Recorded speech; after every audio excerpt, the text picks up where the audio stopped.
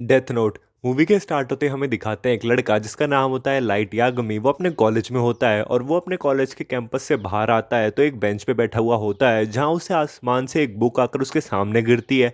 और जब वो उस बुक को उठाता है तो वो बुक बहुत ही एंशियंट थी, पुराने जमाने की थी। फिर लाइट उस नोटबुक को लेकर वापस आ रहा था कि रास्ते में उसे एक लड़का मिलता है जो कि दूसरे लड़के को बुली कर रहा था। तो लाइट उसे बचाकर उस लड़के को रोकता है, लेकिन वो लड़का लाइट को ही मार के वहां से चला जाता है। और तभी वहां उसकी टीचर आ जाती है जो कि उसकी कॉपीज में, नोट्स में उसके सारे स्टूडेंट्स का होमवर्क देख लेती है। और वो समझ जाती है कि लाइट्स बाकी सारे स्टूडेंट्स का होमवर्क करता है और सजा के लिए वो उसे प्रिंसिपल के पास ले जाती है। पनिशमेंट के तौर पे उसे अकेले एक कमरे में रख दिया जाता है और तभी उसे वहां वो उस नोटबुक की याद आती है जो कि उसने उठाई थी और वो निकाल कर उससे पढ़ने लगता है। ये कोई आम नोटबुक नहीं थी और इसे यूज करने के लिए इसके पहले पन्ने पे कुछ रूल्स लिखे हुए थे जो कि लाइट पढ़ रहा था कि तभी वहां पे लाइट झपझप होने लगती है और एकदम से चली जाती है। और तब लाइट नोटिस करता है कि उसके आसपास कोई है और वो घूम के देखता है तो उसे एक क्रीचर दिखता है जो कि बहुत ही डरावना दिख रहा था और इंसान बिल्कुल भी नहीं था। वो बताता है कि उसका नाम र्यूक है और वो एंजल ऑफ डेथ है, यानी कि मौत का देवता, और वो नोटबुक उसकी है जो कि इस वक्त लाइट के पास है। और फिर वो उसे उस नोटबुक के रूल समझाता है। र्यूक उसे बताता है कि वो जिस भी इंसान का नाम उस नोटबुक में लिख देगा वो अगले कुछ सेकंड्स में मर जाएगा और वो ये भी डिसाइड कर सकता है कि वो उस इंसान को कैसे मारना चाहता है, लेकिन उसे हर 7 दिन में एक नाम लिखना होगा, नहीं तो ये नोटबुक किसी और के पास चली जाएगी। और किसी को भी मारने के लिए उससे उस आदमी का चेहरा और उसका असली नाम पता होना चाहिए। लाइट को उसकी बात पे यकीन नहीं होता और वो खिड़की से नीचे झांकता है तो उसे वही लड़का दिखता है जिसने उसे मारा था और इस वक्त वो किसी और लड़के को परेशान कर रहा था। तो लाइट उसी का नाम उस नोटबुक में लिख देता है, ये लिख कर कि उसकी मौत सर बीच से कटने की वजह से होगी। और होता भी बिल्कुल ऐसा ही है। वहां पे गाड़ियों का एक एक्सीडेंट हो जाता है जिसमें से एक गाड़ी में एक लोहे की सीढ़ी पड़ी थी जिससे उसका सर बीच से अलग हो जाता है। ये देखकर लाइट बहुत शॉक हो जाता है और फिर उस नोटबुक को लेकर अपने घर आ जाता है। लाइट अपने डैड के साथ रहता था जो कि पुलिस में डिटेक्टिव थे और उसकी मॉम की कुछ सालों पहले मौत हो चुकी थी एक मर्डर के चलते, जिसकी वजह से वो अपने डैड से बहुत नाराज रहता था क्योंकि वो पुलिस में थे और उनके पुलिस में होने के बावजूद भी वो उस मर्डरर को सजा नहीं दिला पा रहे थे और वो आराम से खुला घूम रहा था। फिर लाइट को लगता है कि मैं ही अपने माँ के मर्डर का बदला ले लेता हूँ उस नोटबुक के जरिए, और वो करता भी बिल्कुल ऐसा ही है। उस नोटबुक में उस मर्डर का नाम लिख देता है जिससे उसकी मौत हो जाती है। और जब ये न्यूज़ उसके डैड और लाइट को पता चलती है तो वो दोनों आपस में खूब खुश होते हैं, सेलिब्रेट करते हैं और उनके बीच की दूरियां काफ़ी कम हो जाती है।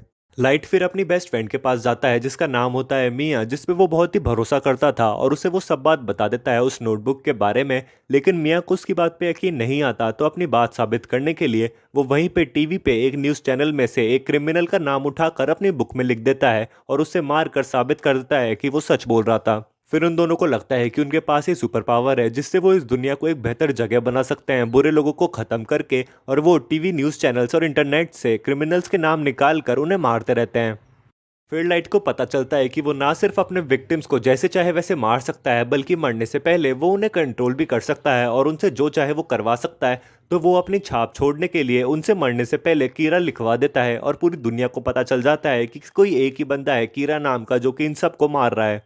ये देखकर पूरी दुनिया के लोग कीरा को सपोर्ट कर रहे थे। उन्हें लग रहा था कि वो एक भगवान है जो कि उन्हें बुरे लोगों से बचा रहा है। लेकिन दूसरी ओर पुलिस ऑर्गेनाइजेशन एक डिटेक्टिव को हायर करते हैं उसका पता लगाकर उसे पकड़ने के लिए, और उस डिटेक्टिव का नाम होता है एल।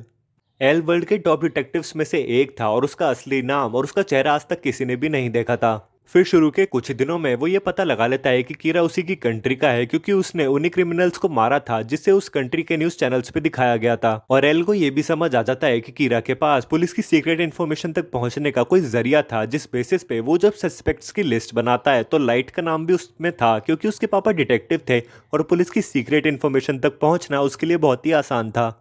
फिर एल खूब सारे अंडरकवर एजेंट्स को उन सारे सस्पेक्ट्स के पीछे लगा देता है देख कर नोटिस करने के लिए कि उनके बिहेवियर में कुछ अजीब है क्या। लेकिन लाइट समझ जाता है कि उसे कोई फॉलो कर रहा है और फिर वो अगले कुछ दिनों तक बिल्कुल नॉर्मल रहता है।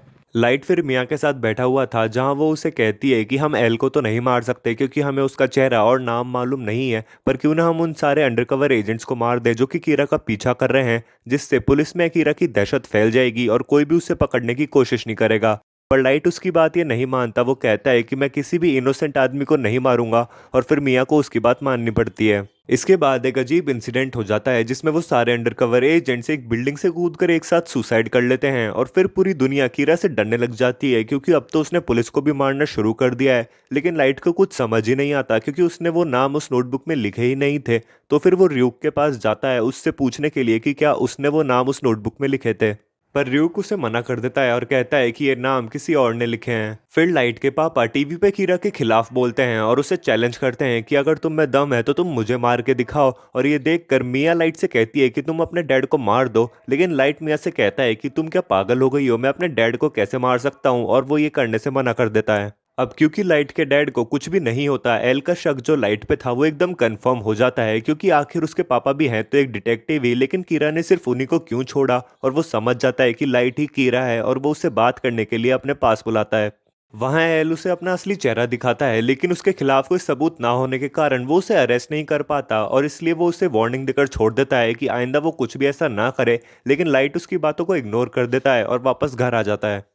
लाइट मिया के पास जाकर उसे सब बात बताता है तो उसे बहुत ही चिंता होने लगती है क्योंकि अब तो एल उसका पीछा छोड़ेगा ही नहीं। और वो उससे कहती है कि वो लाइट से प्यार भी करने लग गई है। तो लाइट उसे कहता है कि उसने एल का असली चेहरा तो देख ही लिया है और उसका असली नाम वो उसके बेस्ट फ्रेंड को जरूर पता होगा। और इसलिए फिर लाइट उस नोटबुक की मदद से उसके दोस्त को कंट्रोल करता है और उससे एल का असली नाम उगलवाने की कोशिश करता है। लेकिन उसके दोस्त को भी उसका असली नाम नहीं पता था, पर वो लाइट से कहता है कि एल एक एकेडमी जाता था जहाँ के डॉक्यूमेंट्स में उसका असली नाम लिखा हुआ है। तो लाइट उसे वहां जाकर वो नाम ढूंढकर उसे बताने का ऑर्डर देता है।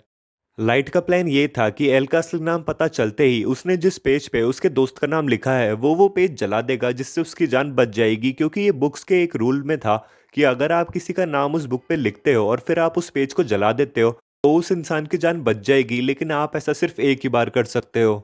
अगले दिन एल को पता चलता है कि उसका बेस्ट फ्रेंड गायब है तो उसका पूरा शक लाइट पे जाता है कि वो उसका असली नाम निकालने की कोशिश कर रहा है। और इसलिए वो डायरेक्टली लाइट के घर पहुंच जाता है जहां वो उसके डैड से कहता है कि आपका बेटा ही कीरा है। लेकिन सबूत ना होने की वजह से वो ये बात प्रूफ नहीं कर पाता और फिर वो उनके घर की एक तलाशी लेता है। वहां उसे कुछ भी नहीं मिलता क्योंकि मिया वो डेथ नोट अपने साथ ले जा चुकी थी। और बाद में लाइट को एल के दोस्त का फोन आता है एल का असली नाम बताने के लिए, और वो नोटबुक में उसका पेज ढूंढता है तो उससे वो पेज मिलता ही नहीं है जलाने के लिए, और नाम बताने से पहले ही उसके दोस्त की मौत हो जाती है।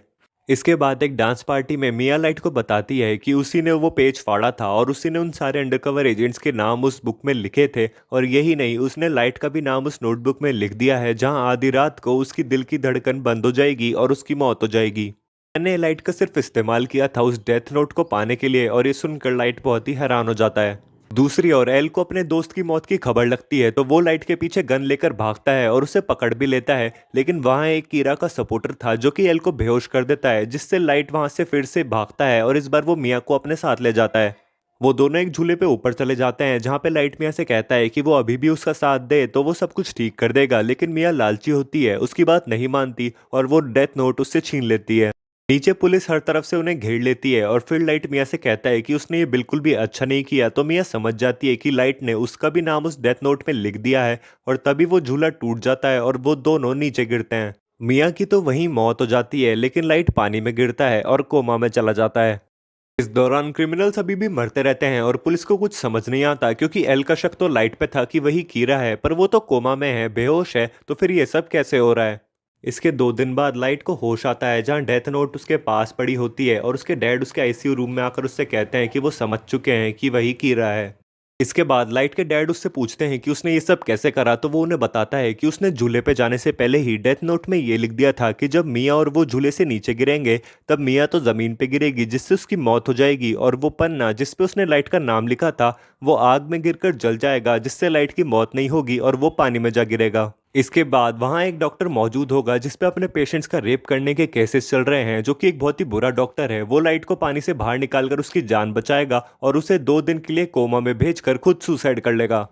यही नहीं, वो डेथ नोट भी एक दूसरा आदमी ले जाएगा जिसका एक क्रिमिनल बैकग्राउंड है, और वो डेथ नोट में 2 दिन तक क्रिमिनल्स के नाम लिखेगा जो भी टीवी पे आ रहे थे, जिससे कीरा का शक लाइट पे ना जाए, और फिर वो 2 दिन के बाद वो डेथ नोट लाइट को वापस लौटा देगा। यहाँ लाइट अपने डैड को ये सारी बात बताता है, और दूसरी ओर एल लाइट के घर में घुस जाता है जहाँ उसे सारे सबूत मिल जाते हैं और सारी बातें समझ आ जाती है कि लाइट ने कैसे उसके दोस्त और उन सारे अंडरकवर एजेंट्स को मारा है। और उसे इतना गुस्सा आ रहा था कि वो एक पेन उठाकर लाइट का नाम भी उस डेथ नोट के एक पन्ने पे लिखने वाला होता है, लेकिन लिखता नहीं है, और ये मूवी यहीं पे ख़त्म हो जाती है।